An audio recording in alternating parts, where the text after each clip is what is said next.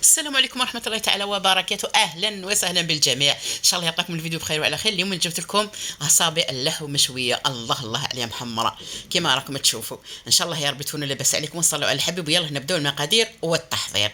هنايا نجيبوا الأشوار تاعنا، نحط فيه حبة هنا تاع فلفل وحبة تاع بصل كما راكم تشوفوا، نقيتهم وقطعتهم ونجيبوا نميكسوهم كما تشوفوا، نرحوهم ونوجدوا أصابع تاعنا نتاع اللحم.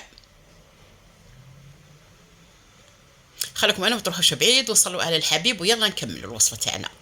نزيدوا هنايا دوكا شويه تاع معدنوس كما راكم تشوفوا، غسلته ومقطرته من شفاتو طبعا، ونميكسيو كلش.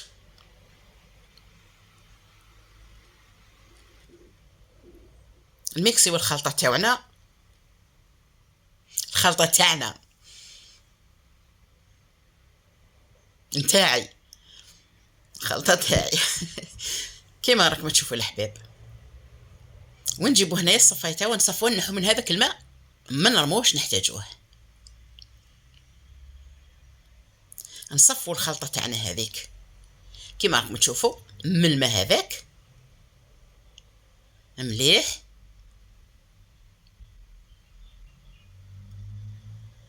هذه الطريقه صفوه كامل.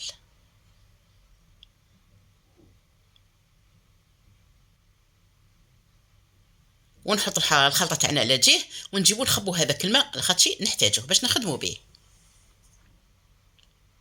خلوه على جهه. ونجيبو حنايا اللحم تاعنا فيونداشي، المقادير اللي تحبوا ديروهم يرجعوا لكم الاختيار. ونزيدو هنايا كميه من التوابل، وزوج مغارف تاع خبز مطحون مرحيل شابلور، ومغرف تاع زبده كما راكم تشوفوا. نزيدو الخلطه هذيك تاعنا. نتوما المقادير يرجعوا لكم، تحبوا تكثروا تحبوا تنقصوا كيما راكم تشوفوا. نخلطوه مليح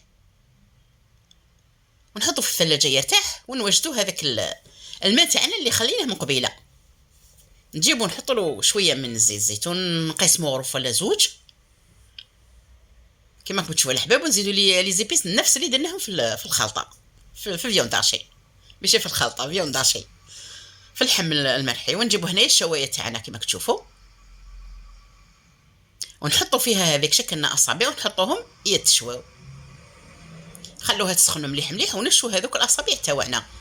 ومره على مره ندهنهم بهذاك الماء اللي خدمناه قبيله اللي وجدناه، ندهنهم مليح، ندهنهم باش ما يتحمرونا وما يسقوش، ويعطي له البنه، يعطي لهم البنه ثاني، يعطوا له البنه للحم تاعنا. ونشويهم كما كتشوفوا راهي سخونه بيان كوم يلفو. واحد الريحه راهي واش نقول لكم، عمرت الكوزينه.